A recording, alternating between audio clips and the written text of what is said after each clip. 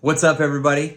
It is a beautiful day here in Des Moines, Iowa, especially for early February. So I'm having a great day. I've had some really exciting conversations on the Pursue Your Passion podcast, some interviews that I've already done that you'll have to hang out for, but I am excited to share them with you. I had one today that with Tim Brand that is going to be absolutely exciting, absolutely awesome. I've got some other exciting stuff going on in my world, along with the podcast and some other stuff that's going to come from there. Looking forward to pursuing some public speaking opportunities in the not so distant future. So stay tuned on that as well. On that, on a side note, leave it to me to start doing weekly passion updates and then take 3 weeks off. So what I've decided to do, since the podcast comes out every other Tuesday, on the off Tuesdays, that's when I'm going to share a video right here on YouTube and on Facebook. So that's where we're at. I think I'm going to do them every other week, unless the spirit so moves me to, to jump on and chat with you about something else. Hey, today I wanted to share, I had a friend, actually I had two friends, share the same story on Facebook within just a couple hours of each other. And I just think it's awesome. And so I'm going to read it to you. I know that may not be the most exciting thing to, story time with Uncle Tyler, but here we go.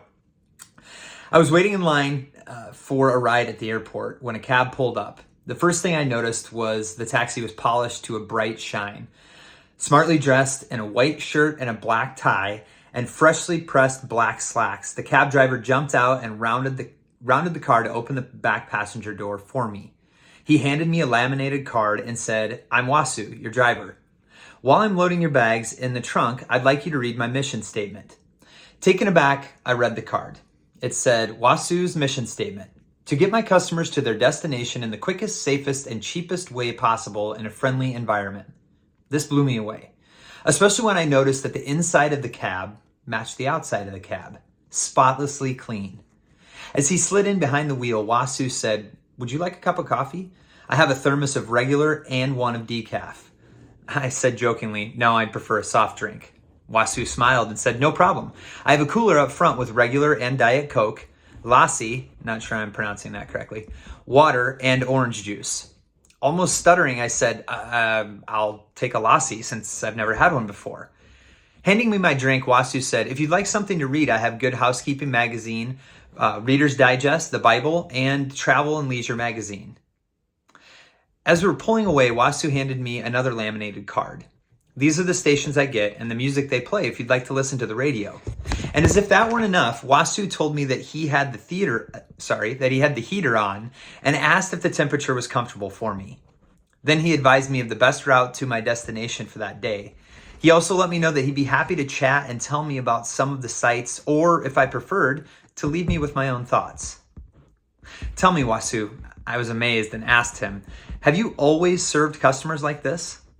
Wasu smiled into the rearview mirror. "No, not always. In fact, it's only been the last 2 years. My first 5 years driving, I spent most of the time complaining like all the rest of the cabbies do. Then I heard about the power of choice one day. Power of choice is that you can be a duck or an eagle. If you get up in the morning expecting to have a bad day, you'll rarely disappoint yourself. Stop complaining. Don't be a duck. Be an eagle. Ducks quack and complain. Eagles soar above the crowd." That hit me right, said Wasu. He continued and said, "It's about me. I was always quacking and complaining, so I decided to change my attitude and become an eagle. I looked around at the other cabs and their drivers. The cabs were dirty, the drivers were unfriendly, and the customers were unhappy. So I decided to make some changes. I put in a few at a time. When my customers responded well, I did more." "I take it that it's paid off for you," I said. "It sure has," replied Wasu.